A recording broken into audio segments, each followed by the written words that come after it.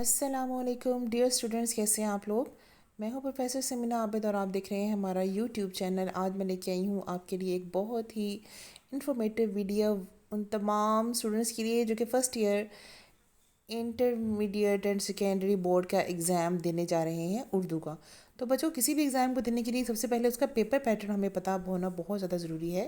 تو آج کی ویڈیو میں ہم آپ کو بتائیں گے کہ فرسٹ ایئر کا جو اردو کا پیپر ہے اس کا پیٹرن ہم لوگ کے پاس کیا ہوگا۔ تو چلیے شروع کرتے ہیں آج کی ویڈیو۔ تو سوال نمبر 1 آپ لوگوں کے پاس مشتمل ہوتا ہے کثیر الانتخابی سوالات، جو کہ کل 20 سوالات آتے ہیں اور ایک سوال کا 1 نمبر ہوتا ہے، اور اسی طرح سے یہ جو سوال ہے یہ کل 20 نمبر کا ہوتا ہے۔ تو کثیر الانتخابی سوالات جسے آپ لوگ عام زبان میں یعنی کہ انگلش میں ملٹیپل چوائس کوسچن یعنی کہ ایم سی کیوز بھی کہتے ہیں۔ تو بچوں، یہ 20 نمبر کے ایم سی کیوز آئیں گے، جن میں سے 5 نمبر کے ایم سی کیوز جو ہیں وہ آپ کی درسی کتب کے اسباق میں سے آئیں گے۔ اسی طرح سے 5 نمبر کے ایم سی کیوز جو ہیں وہ آپ کی ادبی اصطلاحات یعنی کہ تشبیہ، استعارہ اور تلمیح میں سے آئیں گے۔ 5 نمبر کے ایم سی کیوز آپ کی شعری اصطلاحات یعنی کہ قافیہ، ردیف، مطلع اور مقطع میں سے آئیں گے۔ اور آخری 5 نمبر جو 5 سوالات جو ہوں گے جو کہ 5 نمبر پر مشتمل ہوں گے وہ تذکیر و تانیث کے حوالے سے آئیں گے۔ اس طرح سے یہ کل 20 نمبر کا سوال ہوگا۔ سوال نمبر 2 بھی بچوں 20 نمبر کا ہی ہوگا اور اس کے 2 جزء ہوں گے۔ جز اول میں اشعار کی تشریح آئے گی حصہ نظم میں سے، جو کہ 10 نمبر پر مشتمل ہوگی۔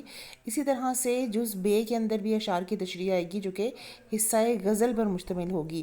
مزید آپ کو آگے بتاتے چلوں کہ اس کی آگے سے روبرکس کویسچنز کی کس طریقے سے ہوگی۔ سوال نمبر 2 کا جو حصہ الف ہے اس کے حصہ نظم میں سے آپ کو 2 اشعار تشریح کے لیے دیے جائیں گے، جس میں ہر شعر جو ہے وہ 4 نمبر کا ہوگا۔ اسی طرح سے آپ نے اس کا بتانا ہوگا کہ یہ کس نظم میں سے آیا ہے، تو 1 نمبر نظم کے نام کا اور 1 نمبر جو ہے وہ اس کے شاعر کے نام لکھنے کا ہوگا۔ اس طرح سے ٹوٹل 10 نمبر پر مشتمل یہ سوال ہوگا۔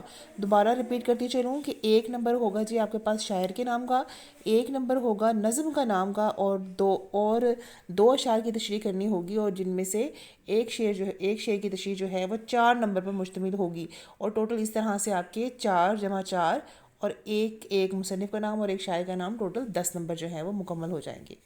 اسی طرح سے جو اس کا حصہ بے ہے اس میں اشعار کی تشریح آئے گی جو کہ حصہ غزل میں سے ہوں گے، اور یہ سوال بھی 10 نمبر پر مشتمل ہوگا۔ اس میں آپ کو 3 شعروں کی تشریح کرنی ہوگی، ہر شعر کی تشریح 3 نمبر پر مشتمل ہوگی، اور 1 نمبر آپ کو اس میں بتانا ہوگا 1 نمبر کا کہ یہ کس شاعر کی غزل ہے۔ سوال نمبر 3 میں ہمارے پاس جو ہے وہ حوالہ متن اور سیاق و سباق کے حوالے سے نثر کی تشریح کرنی ہوتی ہے۔ یہ سوال ہم لوگ کے پاس 15 نمبر پر مشتمل ہوتا ہے، اور ان 15 نمبروں کی تقسیم آگے مزید کس طرح سے ہوتی ہے وہ بھی آپ کو بتاتی چلوں کہ 15 نمبر میں سے 1 نمبر میں آپ نے پہچاننا ہوتا ہے کہ یہ جو نثری پیراگراف ہے یہ کس سبق میں سے آیا ہے، تو سبق کا نام 1 نمبر کا، اور پھر اس سبق کا مصنف کون ہے، مصنف کا نام بھی 1 نمبر کا ہو گیا، اور پھر 3 نمبر کا آپ نے سیاق و سباق لکھنا ہوتا ہے، اور 10 نمبر کی آپ نے اس نثری پیراگراف کی تشریح کرنی ہوتی ہے۔ تو اس طرح سے کل 15 نمبر آپ کے مکمل ہو جائیں گے سوال نمبر 3 تک۔ اب ہم چلتے ہیں سوال نمبر 4 کی طرف۔ سوال نمبر 4 بچوں آتا ہے نصابی سبق کا خلاصہ آتا ہے اس کے اندر، جو کہ 10 نمبر پر مشتمل ہوتا ہے۔ حصہ نثر کے کسی بھی سبق کا آپ کو عنوان دے دیا جاتا ہے اور آپ کو کہا جاتا ہے کہ آپ اس پر خلاصہ لکھیں۔ تو اس میں 9 نمبر جو ہیں وہ خلاصے کے ہوتے ہیں، اور 1 نمبر اس سبق کے مصنف کے نام کا جو ہے وہ آپ کو دیا جاتا ہے اگر آپ درست نام جو ہے وہ لکھتے ہیں۔ سوال نمبر 5 جو کہ 5 نمبر کا ہوتا ہے، اس میں آپ نے حصہ نظم میں سے نظم کا خلاصہ لکھنا ہوتا ہے، اور نظم کا خلاصہ جو ہے وہ 5 نمبر کا ہوتا ہے۔ اس میں نظم کا عنوان بھی انہوں نے آپ کو دیا ہوتا ہے، اور اکثر اوقات شاعر کا نام بھی ساتھ ہی دیا ہوتا ہے کہ اس کی نظم کا جو ہے وہ خلاصہ لکھیں۔ تو اس میں جو ہے وہ آپ نے 5 نمبر کا خلاصہ لکھنا ہوتا ہے۔